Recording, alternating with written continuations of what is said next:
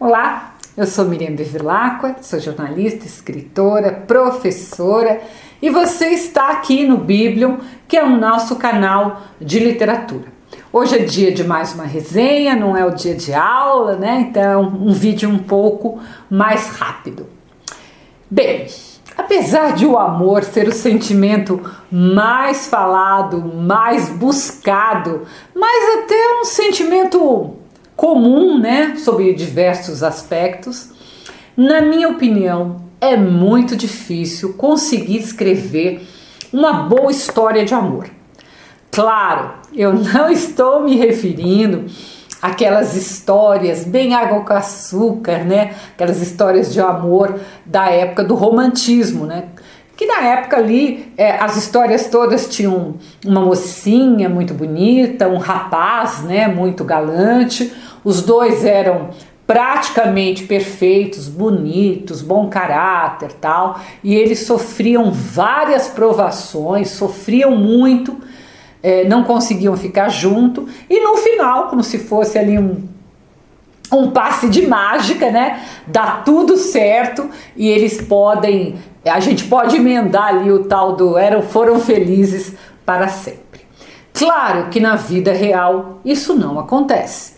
E talvez seja por isso que eu goste tanto desse livro, Travessuras da Menina Má, do escritor peruano Mário Vargas Llosa, né? Porque é uma história de amor real, uma história de amor dos tempos modernos. Antes da gente falar da história, vamos conhecer um pouco sobre Vargas Llosa, né? E sobre esse vídeo, né? Claro, sobre esse livro nesse vídeo. Então eu peço que você fique comigo até o final e, se possível, se inscreva, acione o sininho, deixe seu like, todas essas coisas que todo youtuber te pede, né? Mas que são muito importantes para dar visibilidade ao canal. Se a gente não tem tudo isso, o YouTube não recomenda, né? O robozinho do YouTube não recomenda o vídeo. Bem, o escritor, jornalista e crítico literário Mário Vargas Llosa, ele nasceu no Peru em 1936 e ele ganhou notoriedade quando ele publicou seu romance chamado A Cidade e os Cachorros, lá atrás, lá no início da década de 60. E ele, nessa mesma época, então, ele se muda para Paris e ele começa a dar aula em diversas universidades, tanto na Europa como também em universidades americanas. De lá para cá, né, da década de 60 para os anos 2022, que é hoje, ele escreveu muitos romances, ganhou muitos prêmios. Hoje, né, o dia que nós estamos gravando esse vídeo, 2022, o Vargas Llosa, ele está vivo e ele tem atualmente 86 anos de idade. Tomara que ele viva muito e que ainda nos presenteie com muitas histórias diferentes. O Vargas Llosa, ele aparece, ele ganha notoriedade mundial em um movimento que nós em literatura chamamos de boom latino-americano. E o que foi esse boom latino-americano? Foi quando vários escritores latino-americanos, na décadas de 60 e 70, ganharam fama internacional praticamente ali ao mesmo tempo, né? Foi uma descoberta, eles começaram a ser publicados, seus livros começaram a ser publicados fora da América do Sul, né? Fora da América Latina, melhor dizendo. E então é como se o resto do mundo tivesse descoberto, né, esses primeiros romances, descoberto que aqui na América Latina nós também fazemos literatura. Fazem parte desse boom principalmente quais autores?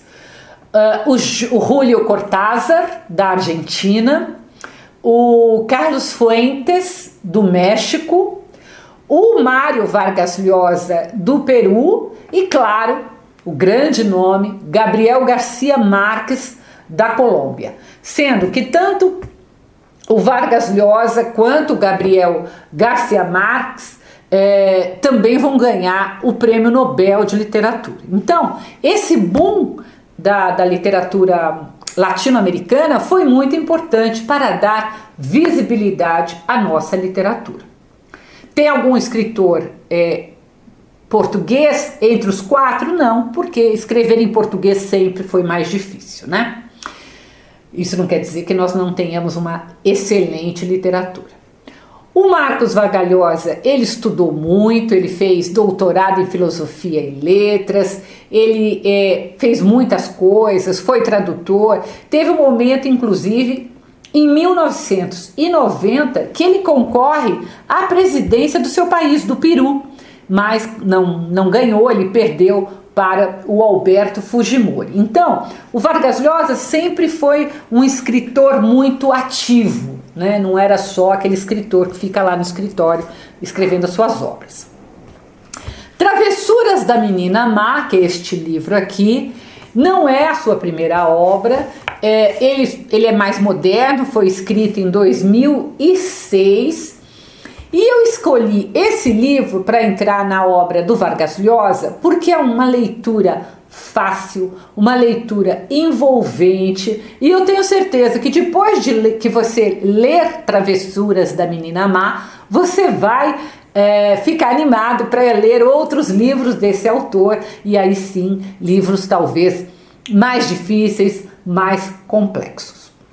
O romance conta a história de dois adolescentes, o Ricardo e a Lili, e eles se conhecem quando adolescentes no Peru. Eles têm ali um breve namoro, uma coisa de adolescente, né? Mas isso é o suficiente para o Ricardo ficar completamente apaixonado.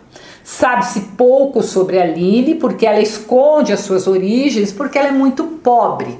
Então, num primeiro momento, é bem no comecinho do livro, não é bem um spoiler, ela chega a inventar que ela era chilena, recém-chegada ao Peru.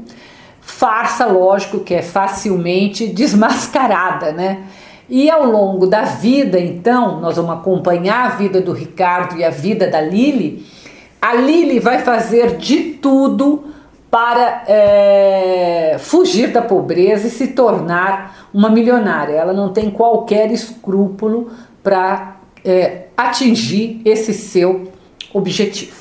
Então eles têm aquele namoro, eles se separam depois que a farsa é descoberta. O Ricardo, ele vai se tornar tradutor e vai morar em Paris. Ele tem uma grande ligação com a cidade. Paris era a cidade dos seus sonhos, né? E vai ser em Paris, anos e anos depois, que ele vai reencontrar a Lili. Eu não vou contar mais para não estragar a surpresa, mas o que eu mais gosto, como eu disse no início, é como o escritor ele pega um tipo de amor diferente. É um amor persistente, um amor teimoso, que apesar de todas as adversidades ali, ele não morre. Ou melhor, ele morre, mas ele renasce de muitas formas diferentes. Então acho que isso é o grande mérito deste livro. Como muitos escritores latino-americanos, o Vargas Llosa, nesse livro, ele tem como pano de fundo a situação política do Peru, né? Isso é muito comum em escritores latino-americanos. Por quê? Por que eles têm sempre essa história política? Porque nós não podemos esquecer que durante décadas os países da América do Sul, da América Latina, tiveram ditaduras, tiveram instabilidade política, tiveram torturas, inclusive, gente, no Brasil, não é segredo para ninguém. E os escritores, eles não ficavam alheios a tudo isso, né?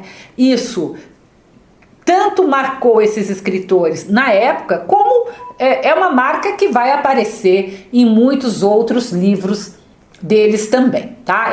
É um painel histórico que eles fazem e que eles conhecem, né? Então é bem interessante. A narrativa ela explica, né, esses movimentos, e ela explica a personalidade desses dois personagens de uma forma bastante original, porque você vai acompanhando a vida dos dois em diferentes momentos.